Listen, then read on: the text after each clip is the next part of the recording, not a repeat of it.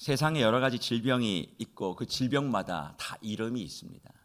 그 질병의 이름 가운데 아름다운 이름은 없겠죠? 아픈데 그 병의 이름을 부르면서 그것이 아름답고 예쁘다라고 하는 그런 것은 단 하나도 없을 것입니다. 그런데 그 병 중에 가장 악질적인 병 이름 하나가 저는 있다고 생각합니다. 그게 무슨 병인 줄 아십니까? 근심병이고 걱정병입니다. 근심병과 걱정병. 이건 이름도 고약하지만 치유되는 것도 참 힘들어요.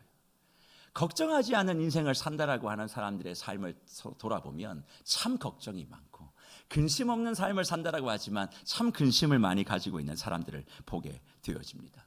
성경 속에서도 그래서 주님이 늘 걱정하지 마라, 염려하지 마라, 두려워하지 마라 그렇게 말씀해도 늘 매일 매 순간 매 초 걱정하고 근심하고 또 두려워하고 있는 누구를 발견해요?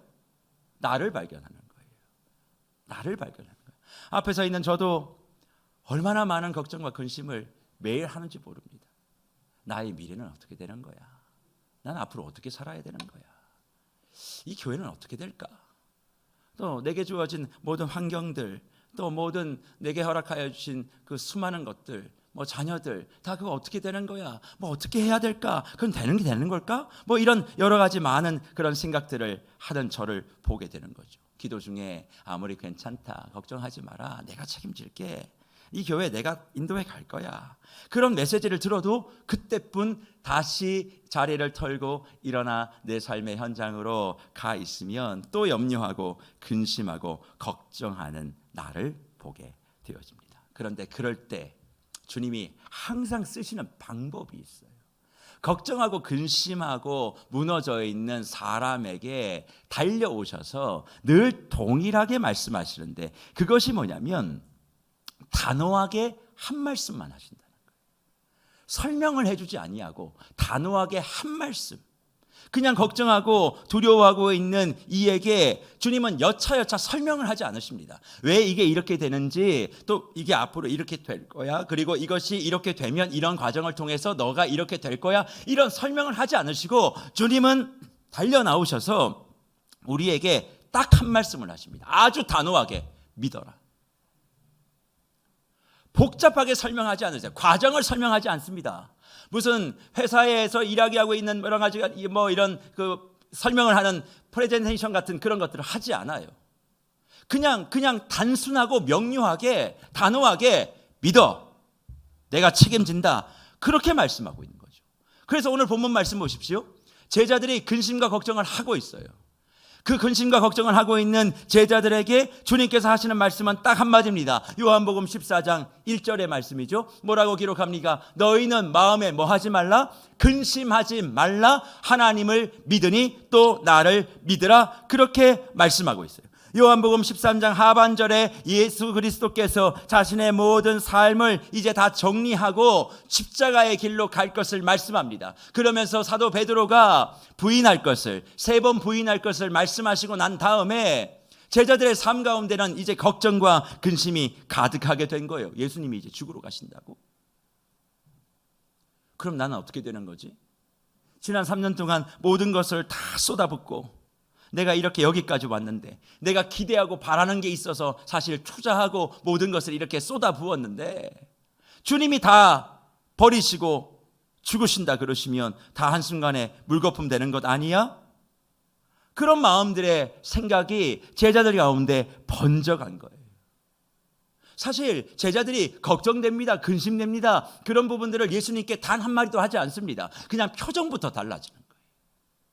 왜 우리는 말하지 않아도 사람의 얼굴과 표정과 눈빛만 보면 그 사람의 마음을 알 수 있지 않습니까? 그러니까 제자들의 마음 가운데 두려움, 공포, 걱정, 그런 것들이 스며드는 것을 바라보시며 주님이 뭐라고 말씀하시는 거예요? 근심하지 말라. 하나님을 믿으니 또 나를 믿으라. 그렇게 말씀한다는 거죠. 주 안에 사랑하는 무별 여러분, 그러면 저는 오늘 이 시간 제자들이 도대체 왜 걱정하고 근심했는지에 대한 그 이유부터 한번 생각해 볼 필요가 있다고 생각합니다. 사실 제자들이 걱정하고 근심했던 여러 이유가 있어요. 그러나 핵심은 뭐냐면 예수 그리스도가 떠난다는 겁니다. 근데 그 예수 그리스도는 어떤 예수 그리스도냐면 내가 믿고 내가 의지하고 내가 가장 사랑한 예수였어요. 가장 사랑했기 때문에 자신의 모든 것을 다 내어 던지고 예수 그리스도를 따라갈 수 있었습니다. 가장 소중하게 여겼기에 그 소중한 예수를 위해서 내가 지금 가지고 있는 것이 별로 소중하지 않다 여기며 다 내어놓고 버리고 예수를 따라간 것이에요. 그러니 제자들의 모습 가운데는 우리가 생각할 땐 답답하고 또 마음속에 이해되지 않는 모습이 있지만 가장 중요한 거 한 가지는 놓치시면 안 돼요. 예수를 뭐 했다? 사랑했다는 거예요. 물론 예수를 부인하고 다 떠났습니다만 그 순간에 예수에 대한 분명한 사랑의 고백이 있었다, 그렇게 생각하는 거죠. 그런데 그 사랑했던 예수님이 지금 떠난다, 그렇게 말씀하고 있습니다. 걱정과 근심은 그래서 어디로부터 출발하느냐? 내가 사랑하고 기대하고 소중하게 여기는 것으로부터 출발하는 거예요. 내가 사랑하고 소중하게 여기고 그리고 기대하는 것과 연결되어지는 것, 바로 그 지점이 우리가 고민하고 걱정하는 그 지점이라는 거예요. 우리가 고민하는 문제들 한번 다 생각해 보세요. 내가 걱정하고 염려하는 문제들 다 생각해 보세요. 다 내가 소중하게 여기는 것들이에요. 다 내가 사랑하는 것들이에요. 내가 기대하는 것들에 대해서 내가 걱정하고 염려하지, 내가 별로 사랑하지 아니하고 내가 별로 소중하게 여기지 않는 것 별로 생각하지 않아요. 내가 나라를 사랑해야 나라 걱정해요. 나라 별로 사랑하지 않는 사람들은 나라가 뭐 이렇게 되든 저렇게 되든 별로 걱정하지 않아요. 교회를 사랑하는 사람이 교회를 뭐 할까요? 걱정하게 되어 있어요. 내 자녀를 사랑하니까 그 자녀를 걱정하고 염려하는 것이고, 그리고 나를 사랑하니까 나를 걱정하는 거예요. 내가 돈을 사랑하니까 돈 걱정하는 거고, 내가 모든 연결되어 있는 것들이 내가 원하고 바라고 소망하고 갈망하고 기대하고 사랑하는 것, 그래서 걱정, 근심, 염려는 다 무엇과 연결되어 있다? 내가 사랑하는 것과 연결되어 있다.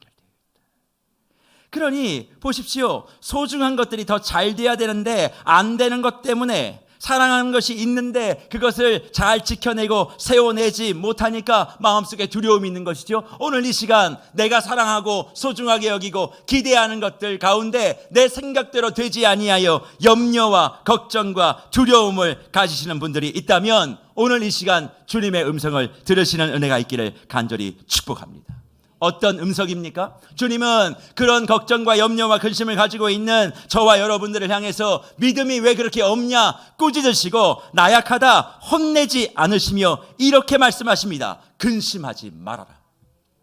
걱정하지 말아라. 염려하지 말아라. 그렇게 단순하게 말씀하시며 나를 믿어, 그렇게 말씀하고 있다는 거예요. 그러니 주님은 지금 제자들이 어떤 마음인지를 다 헤아리고 계셨어요. 네가 뭐 때문에 그렇게 걱정하고 근심하는 줄 알아. 그렇게 말씀하듯 저와 여러분에게도 이렇게 말씀한 거죠. 내가 너 왜 걱정하는지 안다. 너 왜 그렇게 잠 못 자는지 내가 알아. 너 왜 그렇게 말라가고 너 왜 그렇게 푸석푸석해지는지. 또 물론 걱정한다고 말라가는 건 아닙니다. 걱정하실 때 또 쪄가시는 분들도 계시더라고요. 그러니까 이게 꼭 뭐 딱 한 가지 가지고 그렇게 할 수는 없겠습니다만, 어찌됐든 네가 왜 그렇게 눈이 토끼 눈이 되어 있고 충혈이 되어 있고 왜 그렇게 근심과 걱정 속에 빠져서 밥도 먹지 못하고 그렇게 사는지 다 알아. 그렇게 말씀하시며 다른 말씀하지 않으신다는 거예요. 주님이 말씀하시는 것은 오직 근심하지 말라, 그렇게 말씀하시며, 그럼에도 불구하고 그 근심의 짐을 지고 있는 저와 여러분에게, 근심의 병이라고 하는 이름을 달고 사는 저와 여러분들에게 각자의 이름, 그리고 또 예수 그리스도께서 우리에게 허락하여 주신 성도라고 하는 그 이름보다 내 명패에, 내 이마에 나의 이름은 근심입니다. 그렇게 써놓고 살아가는 저와 여러분들에게 두 가지 처방전을 주신다는 거예요. 그 처방전 두 가지만 우리가 분명히 복용하고 분명히 우리가 소유하게 되어지면 하나님께서 그 모든 문제를 풀어주시고 우리의 삶 속에 진정한 기적을 허락해 주실 것이다. 그럼 첫 번째, 그 근심이라고 하는 내 삶의 이름을 가지고 병을 가지고 살아가는 저와 여러분에게 주시는 첫 번째 처방전은 도대체 무엇인가? 1절 말씀에 나오는 믿음이에요. 믿음이다. 오늘 1절 말씀 다시 한번 읽을까요? 너희는 마음에 근심하지 말라. 하나님을 믿으니 또 나를 믿으라. 그렇게 말씀하십니다. 하나님을 믿으니 또 나를 믿으라. 그렇게 말씀하십니다. 사실 믿는다고 해서 제자들의 상황과 우리의 상황들이 완전히 변화되어지고 원하는 방향대로 되지 않는다는 것을 우리는 경험적으로 잘 알고 있습니다. 그런 상황 가운데 예수님께서는 뭐라고 말씀하세요? 나를 믿어라. 그렇게 말씀합니다. 그러면 왜 근심하고 있는, 또 근심의 병을 달고 있는, 내 이름을, 각자의 이름이 있는데 각자의 이름을 근심으로 계명하며 살아가고 있는 하나님의 백성들에게 주님은 믿음을 말씀하고 있을까요? 결론부터 이야기하면 믿지 않기 때문에 그래요. 저와 여러분의 삶 가운데 믿음이 없어서 그래요. 왜 계속 예수 그리스도께서 함께하며 그리스도인으로 하나님의 자녀로서의 그 놀라운 이름을 주셨음에도 불구하고 계속 이름을 근심으로, 걱정으로, 염려로 계명하고 살아가느냐? 거기엔 믿음이 없기 때문에 그렇다. 그렇게 말씀하시죠. 제자들이 왜 믿음이 없었을까요? 수많은 예수 그리스도의 기적을 옆에서 봤고 그분의 가르침을 들었고 그분의 능력을 늘 가슴속에 새겼던 그런 사람들입니다. 그런데 제자들에게 뭐가 없어서, 믿음이 없어서 네가 근심에 빠져 있다. 그렇게 말씀하고 있다라는 거예요. 제자들이 믿음이 없었다는 것을 우리는 참 이해하기가 어렵습니다. 그러나 우리 스스로에게 한번 물어보세요. 여러분들은 주님을 믿으십니까? 질문 드린 겁니다. 여러분들은 정말 주님을 믿으십니까? 그분이 진짜 나의 왕이고 죽은 자도 살리시고 없는 것도 있게 하시며 무한하신 그분이 유한의 존재를 잊고 내 삶의 모습 그대로 들어와 내 삶을 책임져 주신다는 것을 정말 믿으십니까? 그걸 믿으시는데 왜 근심의 병을 달고 사십니까? 이건 저에게도 질문하고 있는 것이고 여러분들에게도 제가 질문 드리는 것입니다. 만왕의 왕이시고 하나님이시며 죽은 자도 일으키시고 없는 것으로부터 있게 만드시고 약한 것을 강하게 만드시고 낮고 천한 것을 가장 높은 것으로 세워주시는 그 하나님을 내가 믿는다면 왜 근심하시냐는 거예요. 그러니 주님은 말씀하시는 거예요. 믿지 못하기에 그런 일들이 있는 것이다. 그렇게 말씀하는 거죠. 그러니 빌립이 이런 상황 가운데서 뭐라고 얘기합니까? 오늘 본문을 쭉 읽어가다 보면 8절에 뭐라고 얘기해요? 이렇게 얘기하거든요. 빌립이 이르되 주여 아버지를 우리에게 보여주옵소서. 그리하면 뭐 하겠다고요? 족하겠습니다. 아버지를 보여달라는 거예요. 주님은 뭐라고 말씀하세요? 하나님을 믿으니, 아버지를 믿으니 또 나를 믿으라. 그렇게 말했는데 빌립은 하나님을 좀 보여주십시오. 그러면 내가 믿겠습니다. 주님은 하나님을 믿으니 또 나를 믿어라. 빌립은 하나님을 보여주시면 믿겠다니까요. 이 둘 사이에 갭을 우리가 발견할 수 있는 거죠. 그러니까 이 믿음의 골이 존재하기 때문에 예수님이 떠나신다니까, 내가 사랑하고 의지하고 기대하는 것들이 뭔가 내 생각대로 되지 않는다고 하니까 두려워지기 시작합니다. 그분의 능력과 그분의 위치를 믿지 못하기에 근심하기 시작하는 거예요. 모든 것을 다 버렸으나 믿지 못하니까 힘들어하고 있다는 거죠. 주 안에 사랑하는 무별 여러분, 정말 하나님이 하나님이시고 내 아버지가 되심을 믿으십니까? 정말 하나님이 내 자녀들의 하나님이심을 믿으세요? 하나님이 정말 이 교회의 주인이심을 믿으십니까? 보세요. 벌써 아멘 소리가 틀려요. 만약 여기서 기적을 얘기하고 이적을 얘기하고 다 풀린다 그러면 아멘 소리가 여기 교회의 천장을 다 뚫어버릴 거예요. 근데 왜 이게 안 터지느냐? 안 믿어지는 거죠. 왜요? 믿었지만 내 상황은 안 풀리거든. 그러니까 여기에 나와 새벽 일찍 나오셨음에도 불구하고 정말 이 꼭두 새벽에 이렇게 중랑구 면목동 지역에 달려 나오는 성도가 어디 있겠어요? 우리 성도님들은 진짜 최고의 성도님들. 소리가 다르죠? 이렇다니까요. 어쨌든 칭찬하면 무조건 좋아요. 우리는. 근데 하나님을 믿으라 그러면 아니 보여주면 믿겠다니까요. 우리가 다 빌립처럼 사는 거예요. 그만큼 삶이 무겁고 힘드니까. 그러나 주님은 다시 우리에게 말씀하고 계십니다. 보이지 않아도 보지 못해도 네가 믿어야 한다. 그 믿음 속에 너희의 삶의 모든 근심의 걱정은 해결되는 것이다. 그러니 주님이 우리에게 뭘 묻는 거예요? 너 걱정 계속할래? 나를 믿어 근심에서 벗어날래? 믿으면, 믿음을 선택하면 미라클은 시작되는 거예요. 누가 뭐라 그래도 나는 믿습니다. 그렇게 생각하고 하나님 앞에 나아가면 그 인생을 하나님께서는 뭐라고요? 지금까지는 걱정과 근심의 잉크를 가지고 우리의 삶을 지필하고 기록했다면 믿는 순간 주님께서는 저와 여러분의 삶의 잉크를 교체하시는 거예요. 근심의 잉크가 아니라, 걱정의 잉크가 아니라, 염려의 잉크가 아니라 하나님의 미라클의 잉크, 하나님의 기적의 잉크로 저와 여러분의 삶을 완전히 탈바꿈시켜 주시는 거예요. 그래서 어제의 색깔과 오늘의 색깔이 달라지는 거죠. 어제까지는 모든 일을 할 때 다 죽음의 색깔이었어요.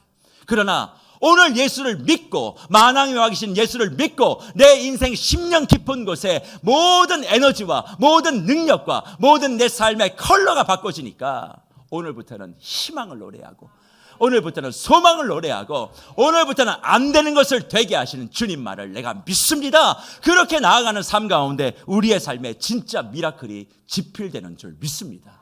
그러니 내 삶의 겉모습을 바꿀 생각을 하지 마시고 내 영혼의 잉크를 바꾸셔야 돼요. 내 영혼의 잉크를 바꾸셔야 돼요. 볼펜 그거 있을 때 잉크가 다 마르면 그것을 빼내가지고 버리고 새 잉크를 띄우듯이 우리 안에 있는 염려의 잉크, 내 심령 속에는 염려의 잉크가 여전히 가득 차 있는데 기도하면 뭐합니까? 기도하면 할수록 걱정밖에 안 나옵니다. 내 안에 이미 한숨의 잉크가 가득 차 있는데 찬송하면 뭐합니까? 찬송해도 막 앞에서 보혈 찬송하고 기쁨 찬송해도 주님 나는 안 믿습니다.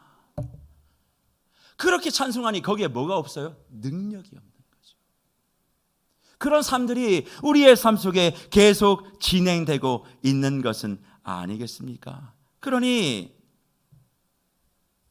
지금 온라인에서 혹시 그러진 않으시겠지만 이불을 뒤집어 쓰시고 거실에 대자로 들어 누우셔서 TV를 켜놓으시고 그냥 귀로만 들으시는 분들에게 배를 툭툭 들으시면 목사님 믿어져야 믿는다니까 이러시는 분들, 또 여기 나와 계셔도 그냥 아니 보이라고, 보이면 내가 믿지. 그러나 이 시간 주 예수 그리스도의 이름으로 제가 권면과 선포를 합니다. 그건 뭐냐? 하나님은 설명하는 것이 아니라 하나님은 믿는 것입니다. 아무리 설명을 한다고 해서 믿어지는 건 아닙니다. 우리의 머리가 그렇게 좋지 못해요. 아무리 타고난 사람이 설명한다고 해도 우리가 믿어지는 건 아닙니다. 이해해도 내가 신뢰하지 못하면 믿지 못하는 거예요. 믿지 못하면 능력이 나타나지 않습니다. 그래서 복음은 설명되는 것이 아니라 복음은 믿는 것입니다. 잘 설명하려고 하지 마십시오. 그냥 믿는 거예요. 믿으면 모든 것을 해결해 준다. 그러면 그 믿음은 어디서부터 시작되는 것일까요? 만남을 통해서 이루어진다는 거예요. 만남을 통해서 누군가를 사랑하고 누군가를 믿고 누군가를 신뢰한다는 것은 그 사람을 만나야 되는 거예요. 그 사람을 만나서 그 사람과 사람 사이에 진심이 통하게 되어지고 그 사람과 사람 사이에 사랑이 통하게 되어질 때 그 사람을 믿게 되는 것이죠. 그래서 그냥 믿는 것이 아니라 무엇을 통해 믿어야 되냐면 만남을 통해 믿어야 된다. 그래서 믿기 전에 우리는 다 주님을 뭐 해야 된다? 만나야 될 줄 믿습니다. 그러니 아직도 내게 믿음이 없다. 이유가 있어요. 만나지 못해서. 저는 우리 세계로교회 성도님들 가운데 주님을 한 번도 빠짐없이 다 만나는 복이 있기를 간절히 축원합니다. 아니 나는 주님을 만나서 여기 앉아 있는데 주님, 목사님 왜 저렇게 오늘 얘기하시는 거야? 잘 생각해 보세요. 근심하면 주님을 안 만난 거예요. 내가 지금 이 문제에 염려하고 있다면 그 문제에 주님을 아직 내가 못 만난 거예요. 아니 주님은 달려오시는데 주님을 내가 거부하고 있는 거예요. 오늘 특세 둘째 날을 통해서 주님을 만나는 은혜가 있기를 간절히 축복합니다. 그러면 어떻게 주님을 만나냐는 거예요. 주님을 만나야 믿어지는데, 주님을 만나야 믿음이 시작되는데 우리는 주님을 어떻게 만나야 될까? 주님이 만남의 방법과 만남의 해법을 우리에게 가르쳐 주셨어요. 디모데후서 3장 15절에 이렇게 말씀합니다. 또 어려서부터 성경을 알아나니 성경은 능히 너로 하여금 그리스도 예수 안에 있는 믿음으로 말미암아 구원에 이르는 뭐가 있어요? 지혜가 있게 하느니라. 그렇게 말씀하고 있습니다. 예수를 만나는 방법은 딱 하나밖에 없어요. 뭐냐? 다시 보여줄까요? 디모데후서 3장 15절, 성경은 능히 너로 하여금 그리스도 예수 안에 있는 믿음으로 말미암아 구원에 이르는 지혜.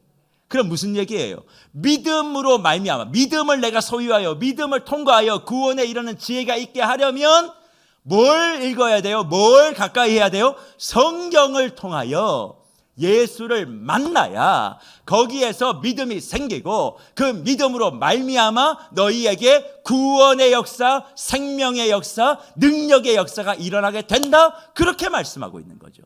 그러니 예수를 만나기를 원하십니까? 그렇다면 성경을 읽으셔야 되는 거예요. 예수를 만나기를 원하십니까? 성경을 읽으시기를 축복합니다.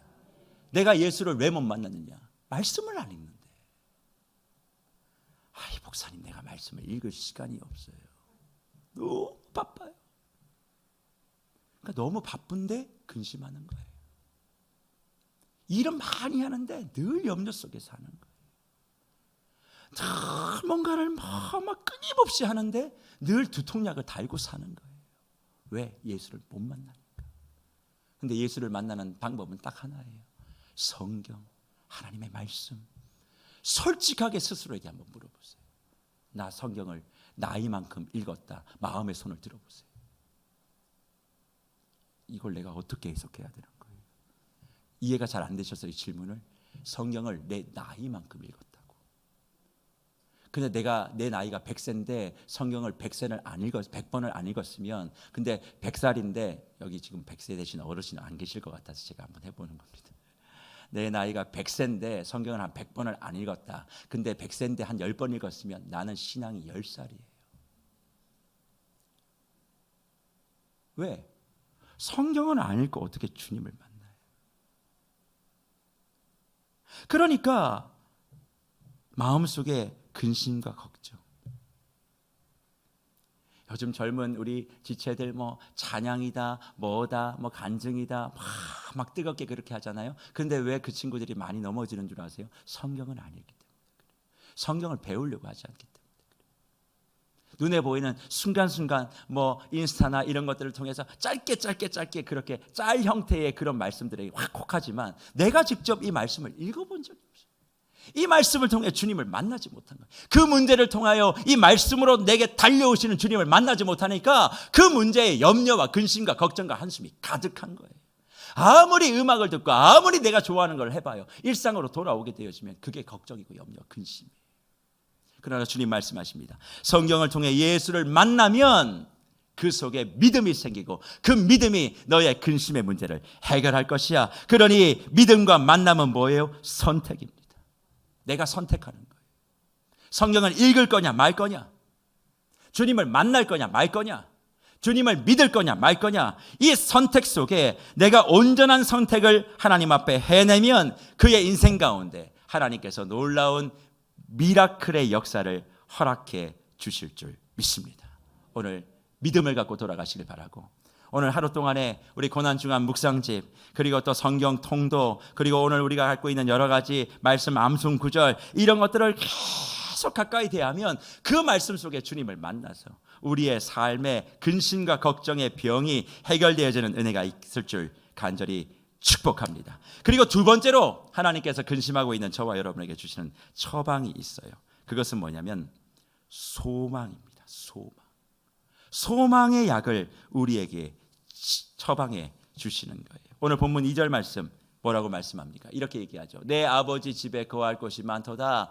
그렇지 않으면 너희에게 일렀으려니와 내가 너희를 위하여 거처를 예비하러 간다. 그렇게 말씀합니다. 그러면 3절에 뭐라고 얘기하냐면, 가서 너희를 위하여 거처를 예비하면 내가 다시 와서 너희를 내게로 영접하여 나 있는 곳에 너희도 있게 하리라. 그렇게 말씀하고 있어요.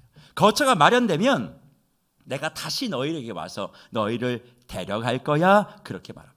소망이라는 것은 바로 이런 겁니다. 소망은요, 그냥 기대와는 좀 달라요. 소망은 약속에 근거한 거예요. 하나님의 약속에 근거한 것. 모든 것이 다 변하고 달라질 수 있지만 하나님의 약속은 반드시 성취되는 것이기에 그 약속에 근거하여 기다리고 기대하고 기도하면 기적이 일어나는 거예요. 그래서 제가 늘 강조하는 오기, 기억하고 그리고 기대하고 기도하고 그리고 또 기다리면 하나님께서 거기에 뭘 주세요? 기적을 주신다고.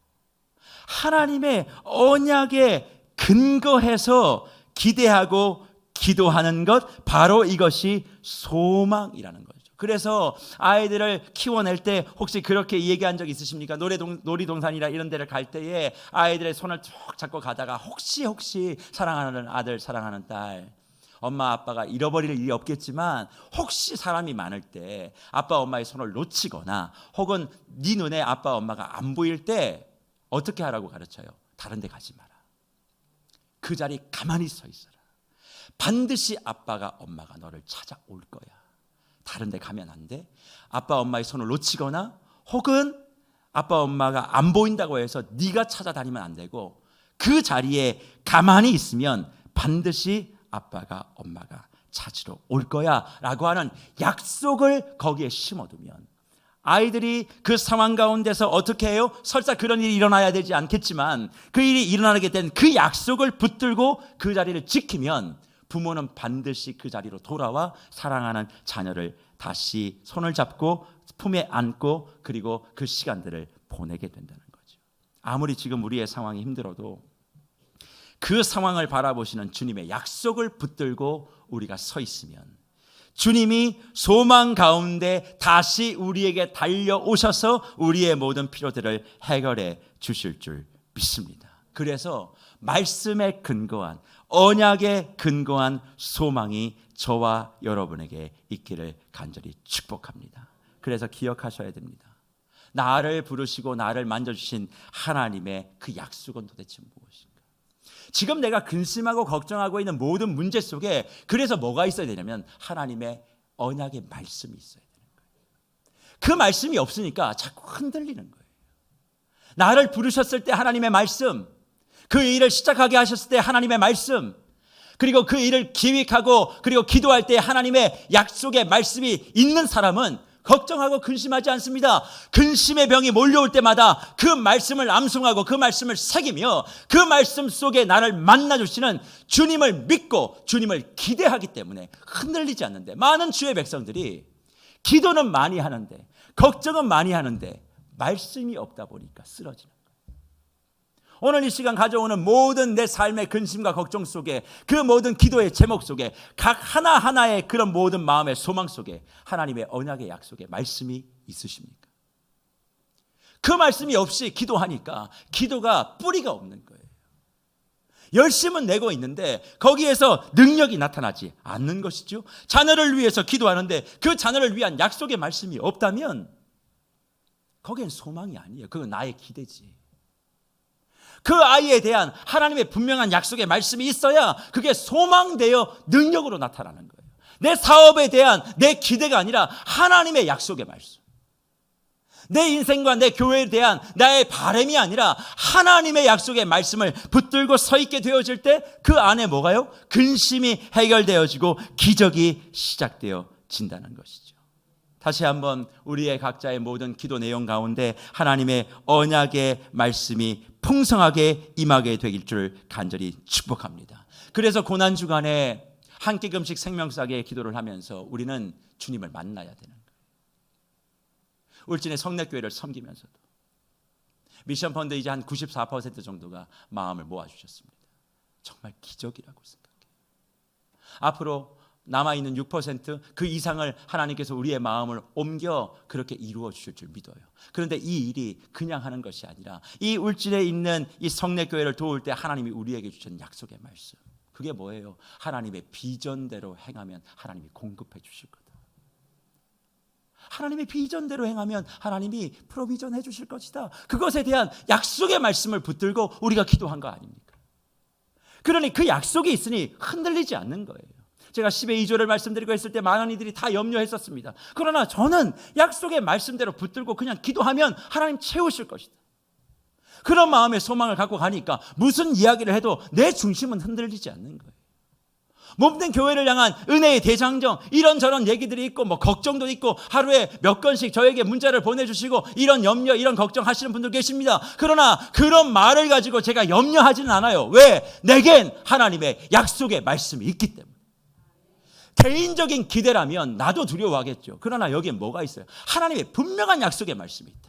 은혜의 대장정 6년의 과정을 통과하면 하나님이 분명히 말로 다 할 수 없는 은혜의 폭포수를 우리에게 부어주실 것이고, 세계로 교회의 사역을 한 단계 더 높이셔서 반드시 새 사역을 시작하게 하실 것이다. 그것에 대한 약속의 마음이 제게 있기 때문에.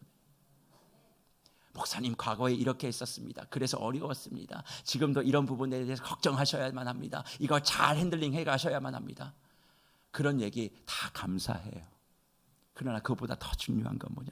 하나님의 말씀대로 지금 가고 있느냐 안 가고 있느냐. 오직 저는 그거 한 가지밖에 없다라는 것이죠. 태신자 작정도 마찬가지입니다. 그 태신자를 위하여 우리가 같이 기도하며 그렇게 금식하고 있을 때 이게 될까 안 될까, 그 사람에 대한 해석을 할 것이 아니라 그 사람에 대한 약속의 말씀을 붙잡아 보는 거예요. 기도하며 말씀을 읽으면 반드시 하나님께서 말씀을 통해 그 사람에 대한 계획을 우리에게 보여주실 겁니다.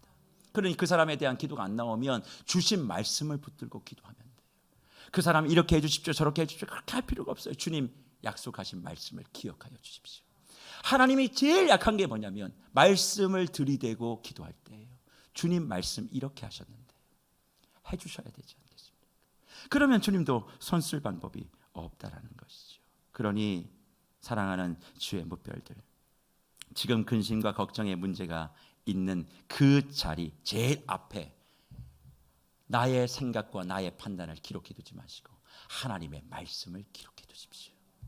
수많은 기도 제목을 써놓고 기도하시는 분들, 그 기도 제목 1번, 2번, 3번, 4번 앞에 하나님의 말씀을 읽고 하나님의 말씀을 듣고 하나님의 말씀대로 기도하며 주신 그 성경의 구절을 그대로 써놓으시고 내가 기도한 기도 제목대로 되지 않게 하여 주시고 하나님이 내게 주신 말씀대로 되게 하여 주시옵소서. 그럴 때 근심이 변하여 기쁨 되는 줄 믿습니다. 그래서 사도 바울의 믿음과 소망의 고백이 도대체 무엇입니까? 이 말씀을 오늘 말씀의 결론으로 저는 드립니다. 고린도후서 6장 10절의 말씀 같이 한번 읽을까요? 근심하는 자 같으나 항상 기뻐하고 가난한 자 같으나 많은 사람을 부요하게 하고 아무것도 없는 자 같으나 모든 것을 가진 자로다. 다시 한번요. 우리 믿음을 가지고 같이 한번 읽습니다. 근심하는 자 같으나 항상 기뻐하고 가난한 자 같으나 많은 사람을 부요하게 하고 아무것도 없는 자 같으나 모든 것을 가진 자로다. 아멘. 인간의 약함 때문에 걱정 근심을 어찌 우리가 막을 수 있겠습니까? 그러나 그것을 제거하는 방법을 하나님께서 우리에게 주셨습니다. 믿음과 소망. 이 두 가지만 분명히 우리가 확인하게 되어지면 반드시 주님께서 능력 가운데 우리를 베풀어 주신다. 내가 보는 내 모습 바라보지 마십시오. 그래서 하나님의 눈에서 보이는 내 모습을 바라보면 되는 거예요. 내 강점도 강점되게 하실 거고 내 약점도 귀하게 쓰셔서 하나님의 꿈을 담는 그릇으로 저와 여러분을 만들어 주실 것입니다. 하나님의 꿈을 담는 그릇은 염려와 근심의 그릇엔 담길 수가 없어요. 내가 믿음과 소망의 그릇을 준비하게 되어질 때 하나님의 꿈이 우리를 통하여 이루어지는 줄 믿습니다. 예수를 믿으십시오. 말씀을 통해 예수를 만나십시오. 그리고 그 말씀의 반석 위에 소망을 가지십시오. 말씀의 반석 위에 서 있지 않으면서 기대하는 것을 소망이라고 변질시키지 마십시오. 소망은 약속의 말씀입니다. 저와 여러분이 고난주간 특세를 통하여 이 말씀의 은혜, 또 주님을 만나는 놀라운 믿음, 그 안에서의 소망을 분명히 가지고 더욱더 내 삶의 모든 근심의 병들을 치유하고 예수 그리스도 안에 참된 기적을 맛보시는 저와 여러분들이 되시기를 간절히 축복합니다.